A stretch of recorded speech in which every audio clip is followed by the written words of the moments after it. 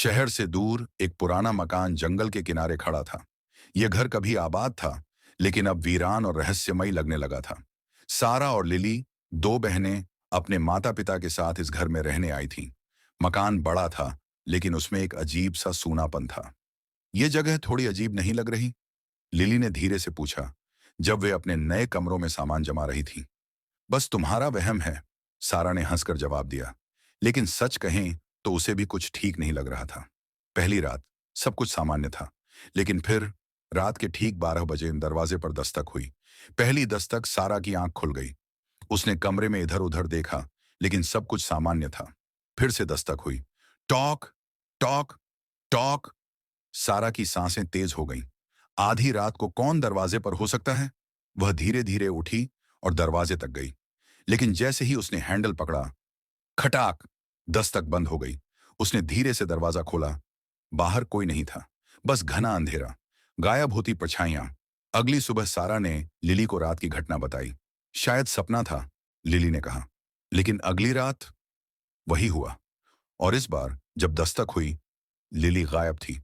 सारा का दिल जोर जोर से धड़कने लगा। वह पूरे घर में लिली को ढूंढने लगी, लेकिन वह कहीं नहीं थी। फिर उसके फोन पर एक मैसेज आया, दरवाजा मत खोलना। सारा के हाथ कांपने लगे। कौन हो तुम? उसने जवाब लिखा, लेकिन कोई जवाब नहीं आया। छुपा हुआ राज।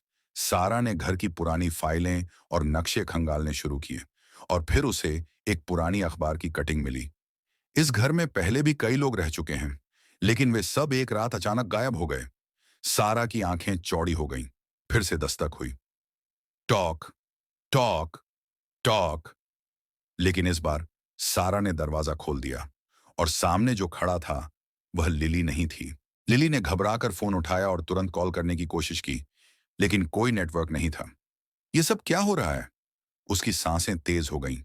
तभी खिड़की के पास हल्की सरसराहट सुनाई दी। उसने धीरे से पर्दा हटाया, लेकिन बाहर सिर्फ कोहरा था। पर तभी उसने देखा, एक परछाई। सामने वाली गली में एक लड़की खड़ी थी, सफेद कपड़े पहने। उसकी आंखें अजीब तरीके से खाली और उदास लग रही थीं। लिली ने आवाज लगाई, हेलो, तुम कौन हो? लड़की ने कोई जवाब नहीं दिया। उसने धीरे धीरे अपना हाथ उठाया और लिली की तरफ इशारा किया। लिली को लगा जैसे उसके शरीर में ठंडक दौड़ गई हो। वह जल्दी से पर्दा गिराकर पीछे हट गई।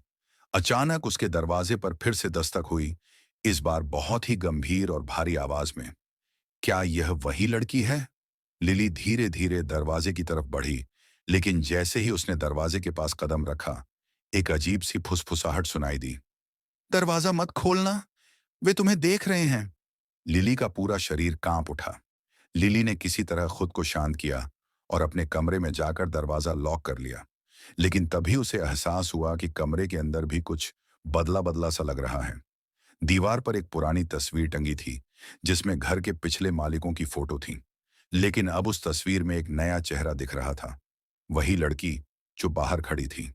लिली की आंखें फटी की फटी रह गईं। तभी कमरे का टेबल लैंप अपने आप बुझ गया, और अंधेरे में उसने महसूस किया कि कोई उसके बिल्कुल पास खड़ा है। उसने धीरे से अपनी सांसें रोकीं और फोन की टॉर्च ऑन की। सामने कुछ नहीं था, लेकिन फर्श पर गीले पैरों के निशान थे, जो धीरे धीरे उसके बेड की तरफ जा रहे थे। लिली ने तुरंत अपनी आंखें बंद कर लीं और मन ही मन कुछ पढ़ने लगी। जब उसने दोबारा आंखें खोलीं, तो सभी निशान गायब थे। लेकिन अब कमरे में अजीब सी गंध फैल रही थी, पुराने भीगे लकड़ी की। अचानक फोन बजा। स्क्रीन पर वही अनजान नंबर था। डरते हुए लिली ने फोन उठाया। दूसरी तरफ से सिर्फ एक धीमी सी फुसफुसाहट सुनाई दी, बहुत देर हो चुकी है। तभी अचानक कमरे का दरवाजा अपने आप खुलने लगा। लिली हिम्मत जुटाकर दरवाजे की ओर बढ़ी। उसने दरवाजा धीरे धीरे खोला, लेकिन सामने कोई नहीं था। फर्श पर सिर्फ एक पुरानी डायरी पड़ी थी। लिली ने कांपते हाथों से डायरी उठाई और पढ़ना शुरू किया। यह घर हमारा नहीं है, यह उनका है, और वे वापस आ रहे हैं। तभी अचानक हवा तेज चलने लगी। खिड़कियां जोर से धड़ाम से बंद हो गईं। लिली के चारों ओर अंधेरा छा गया, और फिर एक तेज चीख सुनाई दी।